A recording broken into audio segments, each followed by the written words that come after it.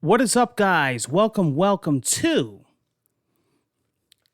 another day of gaming coverage. The Summer of Games, E3, Summer Games Fest, and also other little events going on, such as the PC Gaming Show, the Gearbox Show, Capcom, and also the Tribeca Games Spotlight.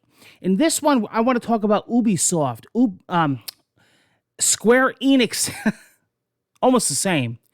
Square Enix E3 show today. But before we get into that, since there's not too much to talk about, I want to get into the Tribeca Spotlight, it's called. Because in particular, there's two games that were the highlights of that show. And I wanted to talk about it. So as you know, during this E3, I'm doing things a little differently. And I'm also covering other games, gaming festivals, and events that are happening. So this is a gaming extravaganza, a gaming week madness of everything coverage, your one-stop shop, Murray NJ Away, where you hear about everything. You can find everything out. You don't have to go anywhere else, right?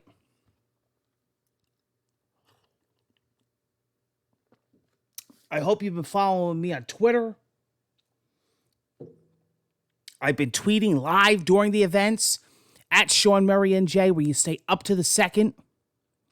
I've been covering the events, watching them live with you guys, sharing my experiences, asking what you guys think, getting your input, talking with developers, talking with CEOs, talking with other people. And I've been moderating stream chats, Instagram, Twitter. It's just been insane with the E3 coverage of mine this year. So let's get right into Square Enix. I got some notes here. Want to do Tribeca or Square? Let's start off with Tribeca because there's only two things I want to talk about with the Tribeca spotlight. Kenna, Bridge of Spirits, right? I talked about this game. I've been talking about this game. It's one of my most anticipated of the year. I actually featured it on my show, What's on My Radar? And I told you guys, you got to look out for this game. This could be the gem of the year. This could be a game of the year contender. Who knows? You know, we don't want to hype ourselves anymore. We learned about that experience, right? We learned, but we still do it, right? Well, I'm going to tell you, the more and more I hear from this company and developers, I get excited for this game. Now, they showed a really good, decent gameplay. Matter of fact, you know what I'm going to do? I'm going to actually show it. Whoops. I'm going to show you what I'm talking about. But they showed during E3 coverage a decent, look at this, how cute, chunk of the game that we never saw. And guys, as you can see, why do you think I featured this on many of my podcasts? I've been tweeting about it. I've been talking on Twitter with the developers. I've been trying to get them on here on the show. And this is just a prime example. And I thought that this footage that they showed was absolutely stunning. I mean, seriously, guys, look at this. This is like, talking with the guys from the team. That's great. But we learned a lot of stuff from the presentation. I thought they did a great presentation. I thought they did a great show, getting you pumped. The game is coming out very soon. It's only a few months away. And, they pushed it back for good reason. I think they're really, really trying to perfect this game. And I thought the Tribeca Game Spotlight event really highlighted this. Another game that they featured that will be actually coming up on a new episode of What's on My Radar is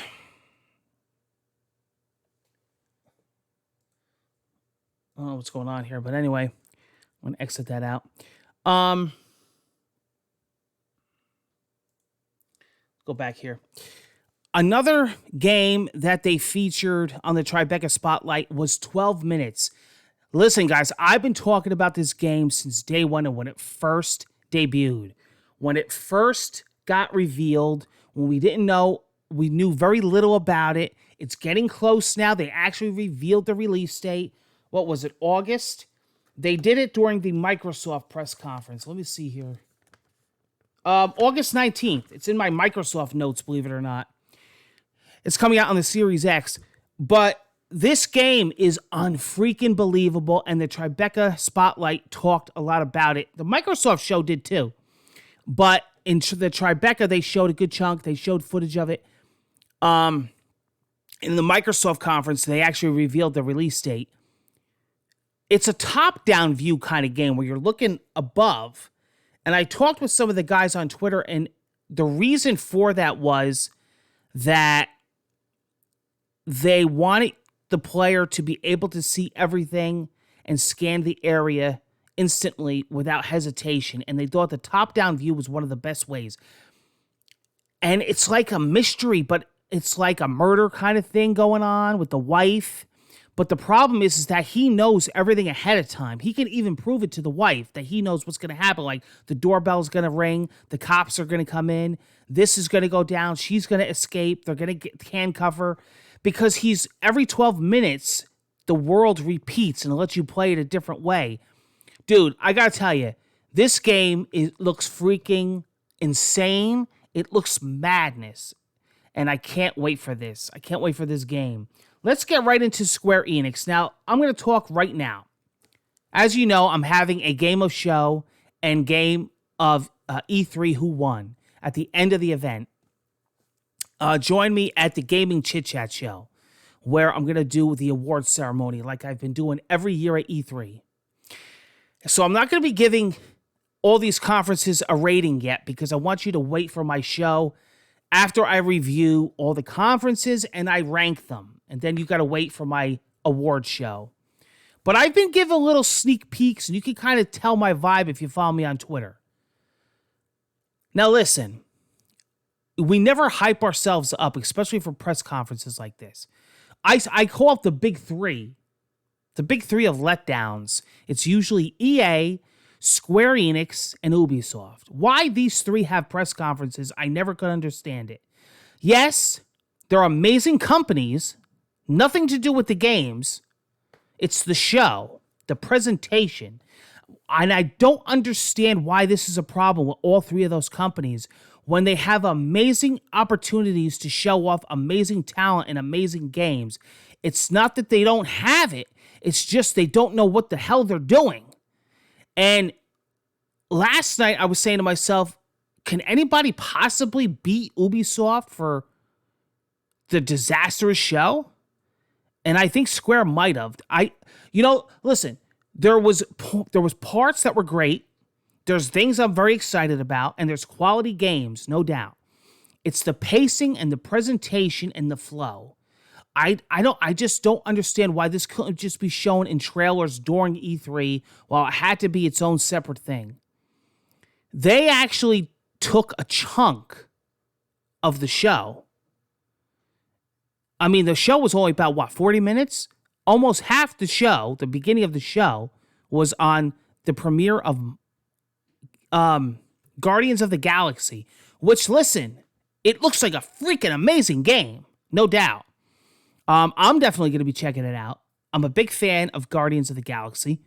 It looks like a beautiful game, but it just dragged. I mean, it to me, I thought this was going to be an entire, I actually had to pause the live stream because I had a call that was coming in.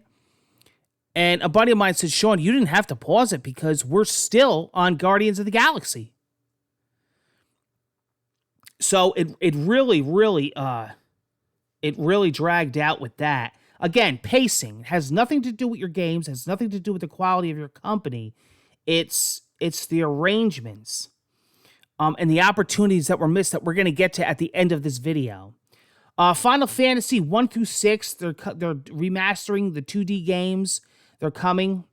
Marvel's Avengers update roadmap shown. New characters, new content coming. Black Panther.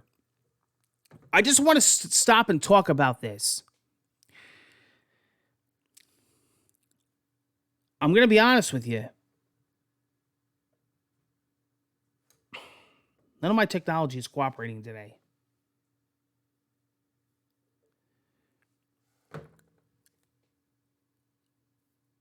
I'm very impressed. Now, I know Marvel's Avengers has had a rough road. A rough road like Fallout 76, Anthem, whatever you want to call it. It's got a lot of, you know the way gamers are. Gamers are never happy, no matter what you do for them. And there's a lot of gamers that are really into Marvel, but there's a lot of gamers that just, really, really rag on Avengers. Oh, it's a dead game. Remember Destiny? You still play Destiny? It's still a thing. They're doing that with Avengers now. Oh my God, Avengers is coming to PS5. Is it still dead? Well, I'll tell you something. The team is dedicated to that game. Hats off to them. And I'll tell you what. I'm not going by what I saw in the presentation. Afterwards, I was watching a developer interview and the team with IGN. And I sat and I watched it for like 10, 15 minutes, whatever it was. I'll tell you, I was very impressed. I was very impressed by the dedication, and I was very impressed by what they're putting into this game. And the time they're taking, listening to the fans, working out the bugs, adding content, adding cool stories, adding all these cool characters, the whole Black Panther storyline. And bringing it to next gen, promising that they're going to support the game from years on in. Hats off. You know what? That's awesome. And if you're a Marvel Avengers fan and you do enjoy the game, that's awesome. And if you were on the fence, probably the best time to get into it now. So I was impressed by that. I will say I was impressed. I have to give credit where credit's due. Showing off some mobile games. I'm not even gonna get into it. It was a disaster. That could have. You didn't have to have that in this. Babylon's Fall gameplay. It's a live service multiplayer game by Platinum Games. Listen. This game, I saw people were on the fence. Some people weren't impressed. Some people were already cutting it up like they've been playing it for years. Game, just a reveal, just not even out yet. The game, mainstream media is horrible. But anyway, the mainstream media is worse than the news media. I'm going to tell you that right now. They're just terrible people. It looks like it has serious potential. I'm interested in this game, and I'm interested to see what this game has in store for us. I'm definitely interested. It's definitely on my radar, and I do want to keep a close eye on this game. And it looks cool. It definitely looks like something I could get into. Life is Strange, one of my favorite franchises. I think this game is amazing. I think the story of Life is Strange is interesting because the story to me is that this game started off as like, when it was first announced, like, almost like an indie kind of game, like a small game that, maybe we'll try it out. It's become so big and so AAA, in my opinion, and such a great story, right? And it's become a franchise, and it's come such a long way. So they show True Colors, which is the next story, the next chapter. But also, they showed you the remastered collection of all the past Life is Strange games, and they showed you original, and then they showed you the optimized, like on the Series X. Looked really good. Nice and sharp, nice and clear. I think they were we were listening to an interview. They were saying that they fixed the lip syncing, the dialogue. They fixed a lot of the animations, a lot of the graphics, a lot of the pop in or whatever. It looks really good. An awesome game turning even more awesome, right?